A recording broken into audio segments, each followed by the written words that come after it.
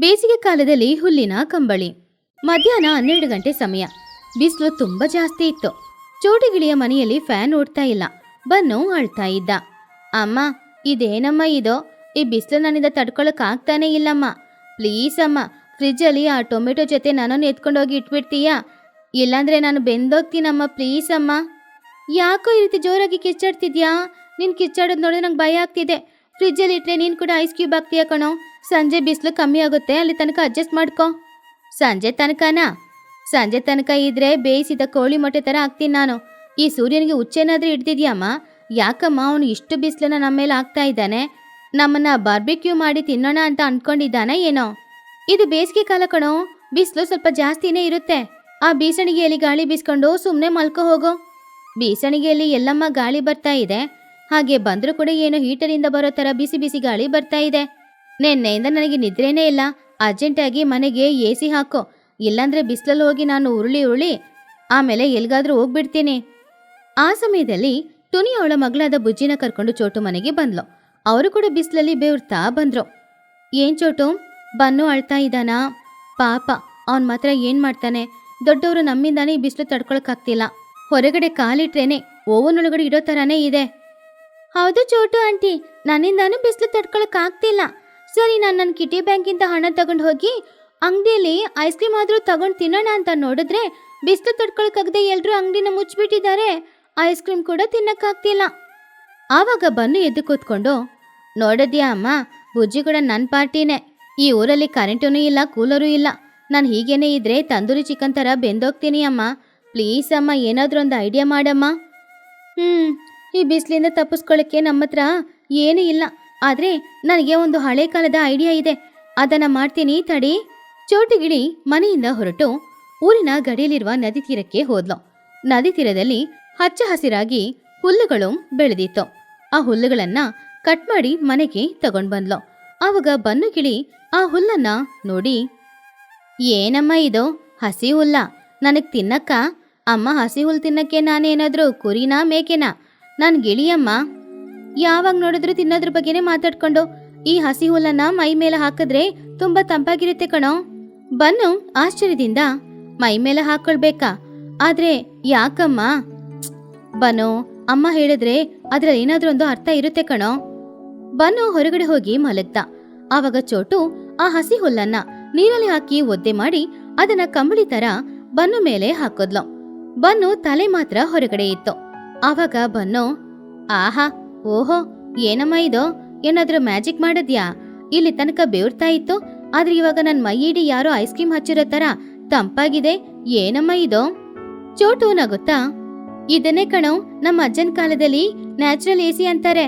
ಬಿಸಿ ಗಾಳಿ ಹಸಿ ಹುಲ್ ಮೇಲೆ ಬಿದ್ದು ಒಳಗಡೆ ಬರುವಾಗ ತಂಪಾಗಿ ಬೀಸುತ್ತೆ. ಕರೆಂಟ್ ಬಿಲ್ಲು ಇಲ್ಲ, AC ಹಾಕೋದು ಬೇಡ. ಆವಾಗ ಬುಜ್ಜಿ ಅದನ್ನ ನೋಡಿ, ವಾವ್ ಆಂಟಿ, ಬನ್ನು ಹುಲ್ಲಿನ ಮಧ್ಯದಲ್ಲಿ ಕೂತ್ಕೊಂಡಿರುವ ಹುಳ ತರ ಇದ್ದಾನೆ, ಆದ್ರೆ ತುಂಬಾ ಕೂಲಿಂಗ್ ಆಗಿದ್ದಾನೆ. ಅಮ್ಮ, ನನ್ಗೂ ಕೂಡ ಇದೇ ರೀತಿ ಒಂದು ಕಂಬಳಿ ಮಾಡಿ ಕೊಡ್ತೀಯಾ? Super idea Chotu. ಬುಜ್ಜಿ ಬಾ, ಇವಾಗ್ಲೇ ಹೋಗಿ ನಾವು ಕೂಡ ಹುಲ್ ತಗೊಂಡ್ ಬರೋಣ. ಅಮ್ಮ, ನಿಜವಾಗ್ಲೂ ಈ ಹುಲ್ಲ ಐಡಿಯಾ ಚೆನ್ನಾಗಿದೆ. ನಾನು ಈ ಇಡೀ ಬೇಸಿಗೆ ಕಾಲ ಈ ಹುಲ್ಲಿನೊಳಗಡೆನೆ ಇದ್ಬಿಡ್ತೀನಿ. ನನ್ನನ್ನ ಯಾರು ಎಬ್ಬಿಸ್ಬೇಡಿ. ಊಟ ಬೇಕಾದ್ರೆ ಸ್ವಲ್ಪ ಪಾರ್ಸಲ್ ಕಳ್ಸೋ. ಚೆನ್ನಾಗಿ ನಿದ್ರೆ ಮಾಡ್ತೀನಮ್ಮ. Good night. ಹಾಗಂತ ಹೇಳಿ ಬನ್ನು ಆ ಹುಲ್ಲಿನ ಮಧ್ಯದಲ್ಲಿ ಹೋಗಿ ಮಲ್ಕೊಂಡ. ಬನ್ನುವಿನ ಗ್ರೀನ್ AC ಎಲ್ರಿಗೂ ತಿಳಿತು.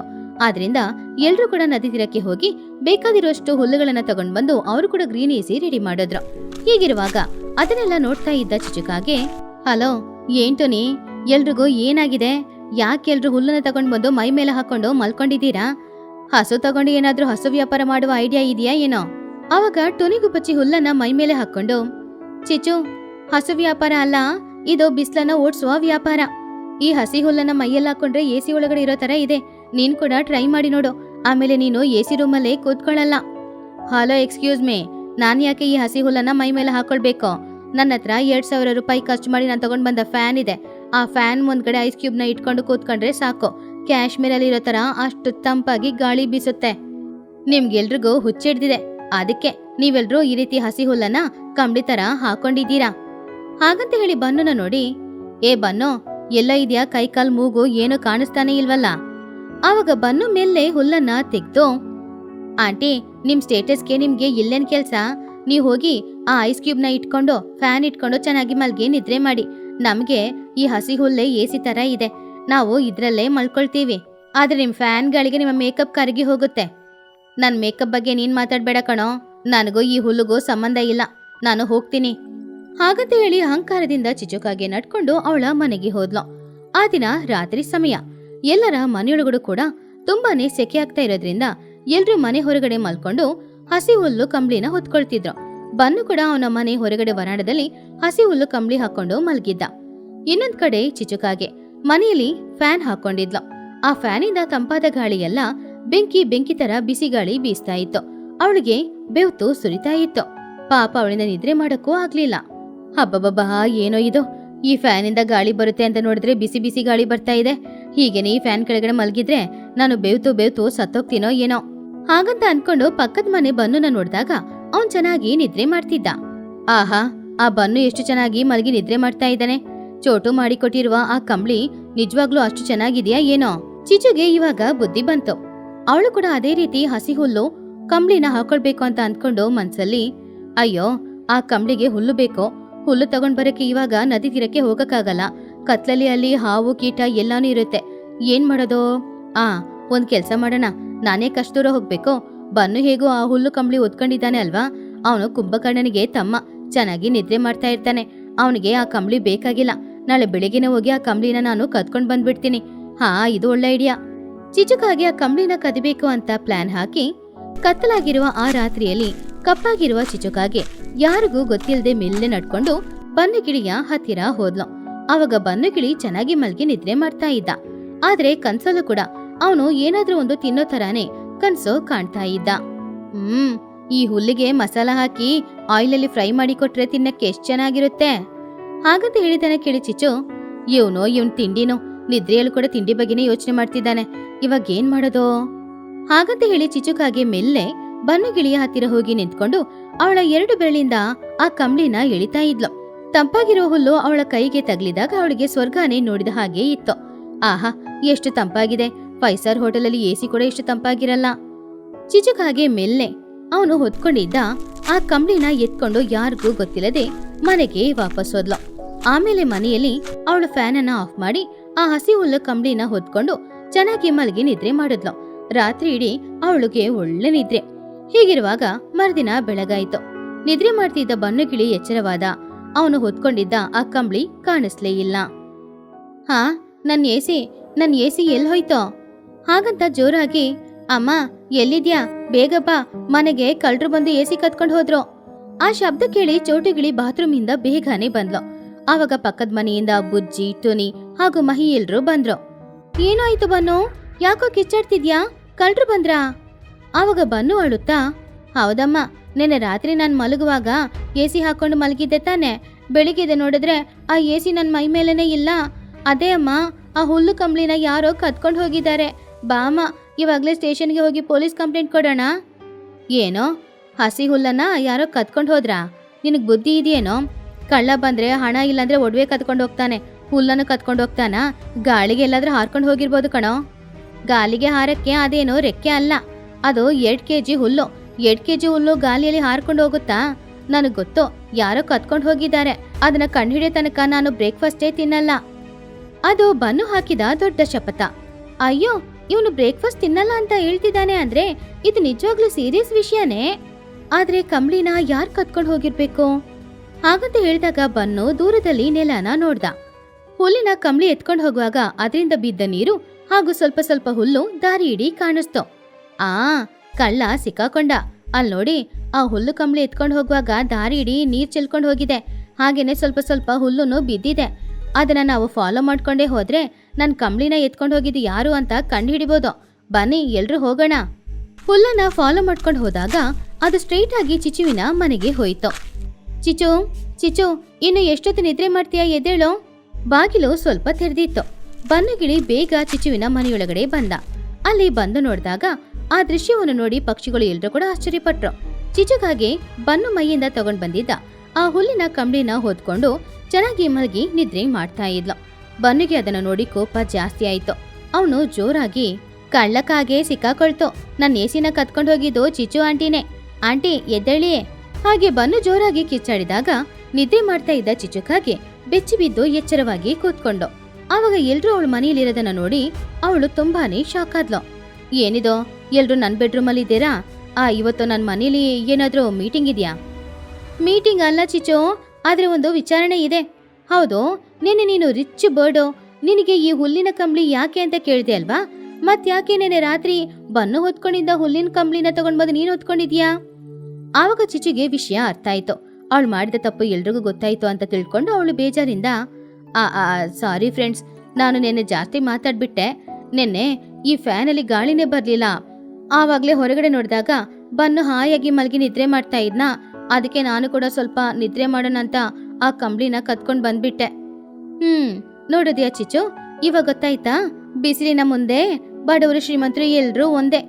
ನೀನು ಮೊದ್ಲು ಕತ್ಕೊಂಡ್ ಬಂದಿದ್ದಕ್ಕೆ ಬನ್ನು ಹತ್ರ ಸಾರಿ ಕೇಳು. ಸಾರಿ ಕಣ ಬನ್ನು, ನಾನು ಕತ್ಕೊಂಡ್ ಬರ್ಬಾರ್ದಾಗಿತ್ತೋ, ತುಂಬಾ ಸಾರಿ. ಸಾರಿ ಕೇಳಿದ್ರೆ ಸರಿ ಹೋಗುತ್ತಾ ಆಂಟಿ? ನನಗೆ ನಷ್ಟ ಪರಿಹಾರ ಬೇಕೋ. ಏನೋ ನಷ್ಟ ಪರಿಹಾರನಾ? ಏನೋ ಅದು? ಚಿಚು ಆಂಟಿ, ನನ್ನ ಹುಲ್ಲಿನ ಕಂಬಳಿ ನಾವು ಯೂಸ್ ಮಾಡಿದ್ರಿಂದ ಅದು ಹಳೇದಾಯ್ತು. ನನಗೆ ಇವಾಗ ಇವ್ರೇ ನದಿ ತೀರಕ್ಕೆ ಹೋಗಿ ಫ್ರೆಶ್ ಆಗಿ ಹುಲ್ಲು ತಗೊಂಡ್ ಬಂದು ಕಂಬಳಿನ ತಯಾರು ಮಾಡಿ ಕೊಡ್ಬೇಕು. ನನಗಿವಾಗ ತುಂಬಾ ಹಸ್ವಾಗ್ತಾ ಇದೆ. ಬೆಳಿಗ್ಗೆ ನಾನು ಹೋಟೆಲ್ಗೆ ಹೋಗ್ತೀನಿ, ಅಲ್ಲಿ ಬ್ರೇಕ್ಫಾಸ್ಟ್ ತಿನ್ನೋ ಬಿಲ್ಲೆಲ್ಲ ಇವರೇ ಪೇ ಮಾಡ್ಬೇಕು. ಅದನ್ನ ಕೇಳಿ ಎಲ್ರು ಜೋರಾಗಿ ನಗಾಡಿದ್ರು. ಚಿಚುಕಾಗೆ ಕೂಡ ನಗಾಡಿದ್ಲು. ಓಕೆ ಕಣೋ, ಬ್ರೇಕ್ಫಾಸ್ಟ್ ಬಿಲ್ ತಾನೆ, ನಾನ್ ಕೊಡ್ತೀನಿ. ಮತ್ತೆ ಇವಾಗ್ಲೇ ನದಿ ತೀರಕ್ಕೆ ಹೋಗಿ ಫ್ರೆಶ್ ಆಗಿ ಹುಲ್ಲು ತಗೊಂಡ್ ಬಂದು ನಿನಗೆ ಹೊಸ ಕಂಬಳಿನ ಹೊಲ್ದ್ಕೊಡ್ತೀನಿ. ಹಾಗೆ ಬೇಸಿಗೆ ಕಾಲ ಇಡೀ ಪಕ್ಷಿಗಳು ಯಾರು ಎಸಿ ಹಾಕೊಳ್ಳಿಲ್ಲ. ಅದಕ್ಕೆ ಬದಲು ಹುಲ್ಲಿನ ಕಂಬಳಿನ ಹೊತ್ಕೊಳ್ತಿದ್ರು. ಬುಜ್ಜಿಯ ಕೇಕ್ ತಯಾರಿ. ಒಂದಿನ ಸಂಜೆ ಸಮಯ ಎಲ್ರೂ ಒಂದ್ ಮರದ ಕೆಳಗಡೆ ಕೂತ್ಕೊಂಡಿದ್ರು. ಅವಾಗ ಬನ್ನು ಕ್ಯಾಲೆಂಡರ್ ನೋಡ್ಕೊಂಡು ಏನೋ ಒಂದ್ ಲೆಕ್ಕ ಹಾಕ್ತಾ ಇದ್ದ. ಅಮ್ಮ, ನನ್ ಬರ್ತ್ಡೇ ಬರ್ತಾ ಇದೆ. ಇನ್ನು 2 ದಿನ ಇದೆ ಅಲ್ವಾ ಫ್ರೆಂಡ್ಸ್? ಈ ಸಲ ನನ್ ಬರ್ತ್ಡೇಗೆ ಯಾರು ಗಿಫ್ಟ್ ಕೊಡ್ಬಾರ್ದು. ನನಗೆ ಕೇಕ್ ತಿನ್ಬೇಕಂತ ಆಸೆ ಆಗ್ತಿದೆ. ಎಲ್ರು ನನಗೋಸ್ಕರ ಕೇಕ್ ಮಾಡಿ ತಗೊಂಡ್ ಬರ್ಬೇಕು. ಯಾಕೋ ಯಾವಾಗ್ಲೂ ಬೇಕರಿಯಲ್ಲಿ ಆರ್ಡರ್ ಕೊಡೋದು? ಈ ಸಲನು ಕೊಟ್ಟಿದ್ರೆ ಆಯ್ತು. ಎಲ್ಲ ಅಮ್ಮ, ಬೇಕರಿ ಕೇಕ್ ತಿಂದು ತಿಂದು ನನಗ್ ಬೋರ್ ಹೊಡಿತಾ ಇದೆ. ಅದಕ್ಕೆ ಯಾರಾದ್ರೂ ಸೂಪರ್ ಆಗಿ ಮಾಡಿ ತಗೊಂಡ್ ಬಂದ್ ಕೊಟ್ರೆ ಅದನ್ನ ತಿನ್ಬೇಕು ಅಂತ ನನಗ್ ಅನಿಸ್ತಿದೆ. ಬುಜ್ಜಿ ಉತ್ಸಾಹದಿಂದ ಕೈ ಎತ್ತಿ, ನಾನ್ ಮಾಡ್ತೀನಿ ಬನ್ನು ನಿನಗೋಸ್ಕರ. ನಾನು ಮೊನ್ನೆ ಅಷ್ಟೇ ಚಾಕ್ಲೇಟ್ ಕೇಕ್ ಹೇಗ್ ಮಾಡೋದು ಅಂತ ಒಂದು ಕುಕಿಂಗ್ ಶೋ ಅಲ್ಲಿ ನೋಡ್ದೆ. ಅದನ್ನ ನಾನ್ ಕಲ್ತ್ಕೊಂಡಿದ್ದೀನಿ. ನಿನಗೋಸ್ಕರ ನಾನ್ ಚಾಕ್ಲೇಟ್ ಕೇಕ್ ಮಾಡಿ ತಗೊಂಡ್ ಬರ್ತೀನಿ. ಹೌದ್ ಬನ್ನು, ಬುಜ್ಜಿ ನಿನಗೋಸ್ಕರ ಚಾಕ್ಲೇಟ್ ಕೇಕ್ ಮಾಡಿ ತಗೊಂಡ್ ಬರ್ತಾಳೆ. ಇದೆಲ್ಲವನ್ನು ನೋಡ್ತಾ ಇದ್ದ ಚಿಚುಕಾಗೆಗೆ ಹೊಟ್ಟೆ ಕಿಚ್ಚಾಯ್ತು. ಬುಜ್ಜಿಗೆ ಒಳ್ಳೆ ಹೆಸರು ಸಿಗುತ್ತೆ ಅನ್ನೋ ಹೊಟ್ಟೆ ಕಿಚ್ಚು. ಆದ್ರಿಂದ ಅವಳು ತಮಾಷೆಯಿಂದ, ಓಹೋ ಬುಜ್ಜಿ, ನೀನ್ ಕೇಕ್ ಮಾಡ್ತೀಯಾ? ಕೇಕ್ ಮಾಡೋದಂದ್ರೆ ಏನಾದ್ರೂ ಆಟದ ಸಾಮಾನು ಇಟ್ಕೊಂಡು ಆಟಾಡೋ ವಿಷಯ ಅಂದ್ಕೊಂಡಿದ್ಯಾ? ಕೇಕ್ ಮಾಡಕ್ಕೆ ಎಷ್ಟು ಗಮನ ಇಟ್ಟು ಮಾಡ್ಬೇಕಂತ ಗೊತ್ತಿಲ್ವಾ ನಿಂಗೆ? ನಿಂಗ್ ಬರಲ್ಲ. ಇಲ್ಲ ಆಂಟಿ, ನನಗ್ ಬರುತ್ತೆ. ನಾನು ಬನ್ನಗೋಸ್ಕರ ಟ್ರೈ ಮಾಡಿ ನೋಡ್ತೀನಿ. ಬೇಡ ಬೇಡ, ಅದು ಆಮೇಲೆ ಇಟ್ಟಿಗೆ ತರ ಇರುತ್ತೆ.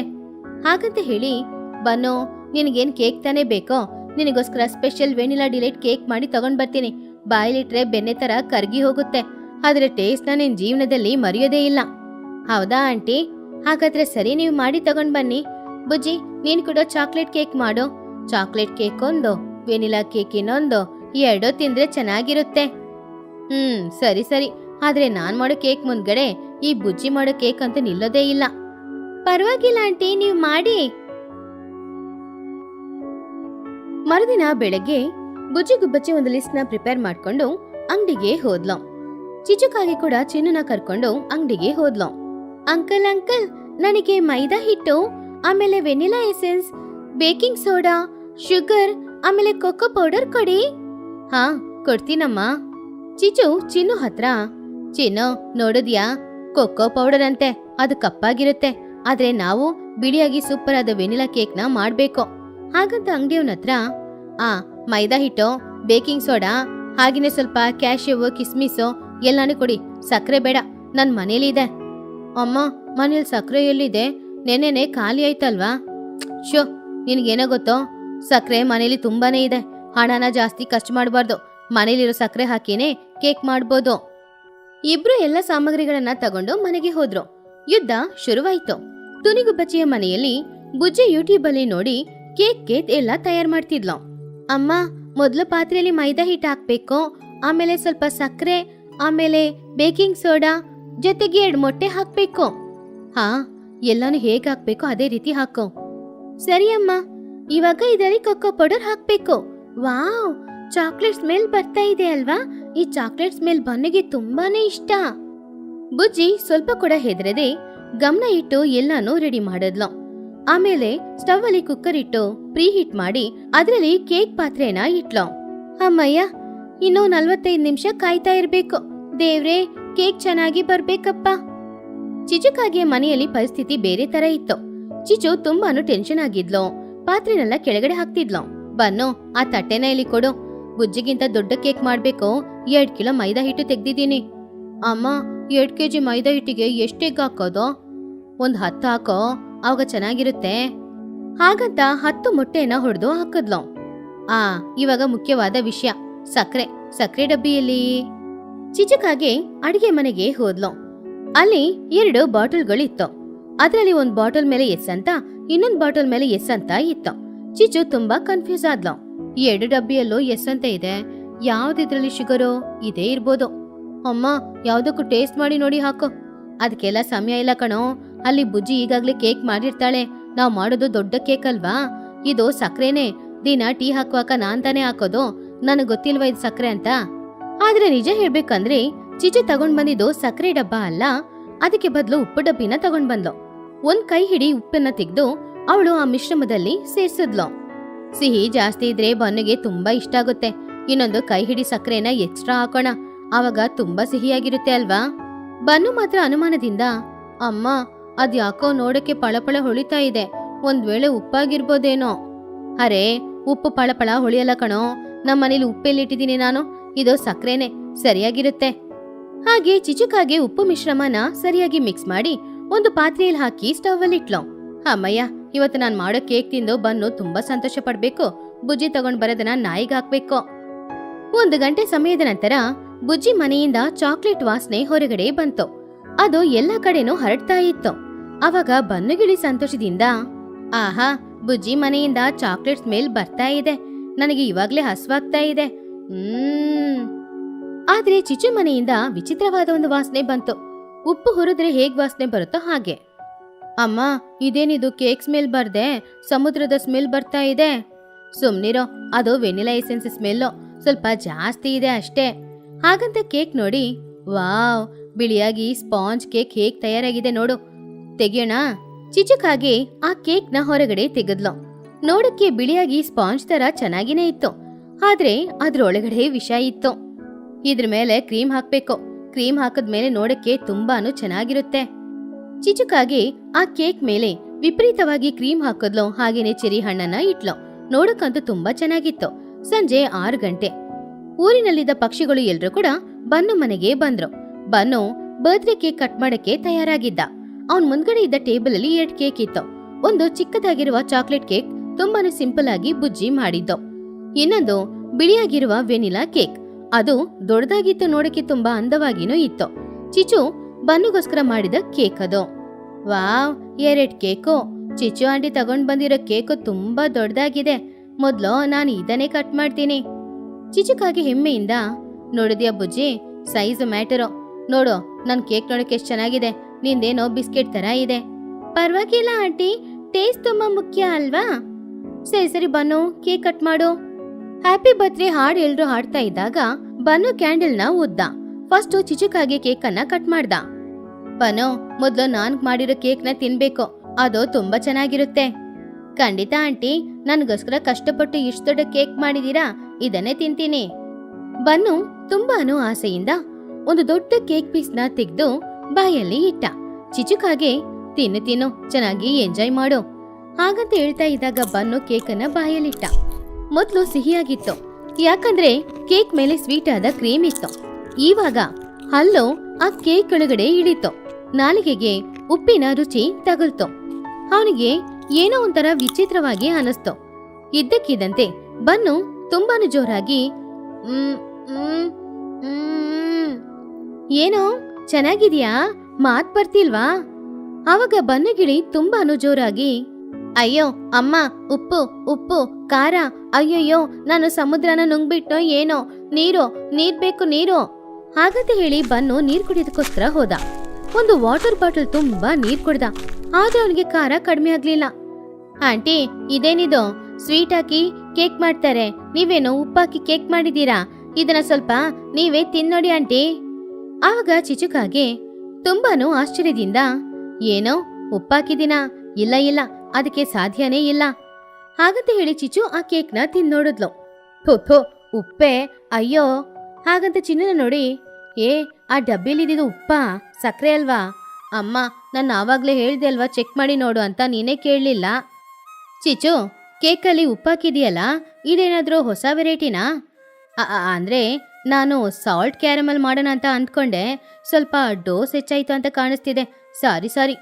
ಸಾರಿ ಅಲ್ಲ, ನೀವು ನನ್ನ ಬರ್ತ್ಡೇ ಪಾರ್ಟಿನ ಹಾಳು ಮಾಡೋಕ್ಕೆ ಬಂದಿದ್ದೀರಾ. ಪನ್ನು, ಪರವಾಗಿಲ್ಲ ಕಣೋ, ನಾನು ಮಾಡಿರೋ ಕೇಕ್ನ ತಿನ್ನೋಡಿ ಹೇಗಿದೆ ಅಂತ ಹೇಳು. ಬುಜ್ಜಿ ಅವಳು ಮಾಡಿದ ಚಾಕ್ಲೇಟ್ ಕೇಕನ್ನ ಬನ್ನುಗೋಸ್ಕರ ಕೊಟ್ಲು. ಅದನ್ನ ತಿನ್ನೋಡಿದಾಗ ಮುಖದಲ್ಲಿ ಸಂತೋಷ. ವಾವ್, ಸೂಪರ್, ಇದು ಕೇಕ್ ತರ ಇಲ್ಲ, ಅಮೃತದ ತರ ಇದೆ. ಇದರಲ್ಲಿ ಕೇಕ್ ಸಾಫ್ಟ್ ಆಗಿದೆ, ಸಿಹಿ ಕರೆಕ್ಟ್ ಆಗಿದೆ, ಚಾಕ್ಲೇಟ್ ಫ್ಲೇವರ್ ತುಂಬಾನು ಚೆನ್ನಾಗಿದೆ. ವಾವ್, ಬುಜ್ಜಿ ಮಾಡಿದ ಕೇಕ್ ಚೆನ್ನಾಗಿದೆ. ಹಾಗಂತ ಹೇಳಿ ಎಲ್ರೂ ಬುಜ್ಜಿನ ಹೊಗಳ್ತಾ ಅವಳು ಮಾಡಿದ ಆ ಕೇಕನ್ನ ಒಂದು ಕ್ಷಣದಲ್ಲಿ ತಿಂದು ಮುಗಿಸಿದ್ರು. ಆದ್ರೆ ಚಿಚುಕಾಗೆ ಮಾಡಿ ತಗೊಂಡ್ ಬಂದ ಕೇಕ್ ಹಾಗೇನೆ ಟೇಬಲ್ ಅಲ್ಲಿ ಉಳಿದಿತ್ತು. ಪಾರ್ಟಿ ಮುಗೀತು. ಬುಜ್ಜಿನ ಎಲ್ರೂ ಮೆಚ್ಕೊಳ್ತಾ ಇದ್ದಾಗ ಚಿಚುಕಾಗೆ ನಾಚಿಕೆಯಿಂದ ಹೋಗ್ತಾ ಇದ್ಲು. ಆವಾಗ ಬನ್ನು ಅವಳನ್ನ ಕರ್ದ. 1 ನಿಮಿಷ ಆಂಟಿ, ಕೇಕ್ ಹಾಗೇನೆ ಇದೆ ಅಲ್ವಾ, ವೇಸ್ಟ್ ಆಗ್ಬಾರ್ದು, ನೀವೇ ಇದನ್ನ ತಗೊಂಡ್ ಹೋಗಿ. ಬೇಡ ಕಣೋ, ನಾನು ನಾಯಿಗಾಗ್ತೀನಿ. ಅಯ್ಯೋ ಬೇಡ ಆಂಟಿ, ನಾಯಿಗೆ BP ಬಂದ್ಬಿಡುತ್ತೆ. ಒಂದ್ ಕೆಲ್ಸ ಮಾಡಿ, ದಿನ ಮನೇಲಿ ಸಾರು ಮಾಡುವಾಗ ಈ ಕೇಕಲ್ಲಿ ಚಿಕ್ಕ ಚಿಕ್ಕ ಪೀಸ್ನ ಕಟ್ ಮಾಡಿ ಹಾಕಿ, ಉಪ್ಪು ಕರೆಕ್ಟ್ ಇರುತ್ತೆ. ಎಲ್ರೂ ಅದನ್ನ ಕೇಳಿ ಜೋರಾಗಿ ನಗಾಡಿದ್ರು. ಚಿಚುಕಾಗೆ ತಲೆ ಬಗ್ಗಿ ಅಲ್ಲಿಂದ ಹೋದ್ಲು. ಇದು ನಿಜವಾಗ್ಲೂ ಒಳ್ಳೆ ಐಡಿಯಾನೇ ಕಣೋ. ಅಮ್ಮ ನಾಳೆ ಉಪ್ಪಲ್ಲಿ ಉಪ್ಪಿಟ್ಟು ಮಾಡಿಕೊಡಿ ನನಗೆ, ಸರಿನಾ? ಯಾವುದೇ ಒಂದು ಕೆಲಸ ಮಾಡುವಾಗ ಗಮನ ಇಟ್ಟು ಮಾಡಬೇಕು. ಓವರ್ ಕಾನ್ಫಿಡೆನ್ಸ್ ಅಲ್ಲಿ ಮಾಡಿದ್ರೆ ಕೊನೆಗೆ ಅದು ಉಪ್ಪು ಕೇಕೆ ಆಗೋದು. ಆದ್ರೆ ಬನ್ನಿಗೆ ಮಾತ್ರ ಅವನು ಆ ದಿನ ತಿಂದ ಉಪ್ಪು ಕೇಕಿನ ರುಚಿ ಜೀವನ ಪೂರ್ತಿ ಮರಿಲಿಲ್ಲ.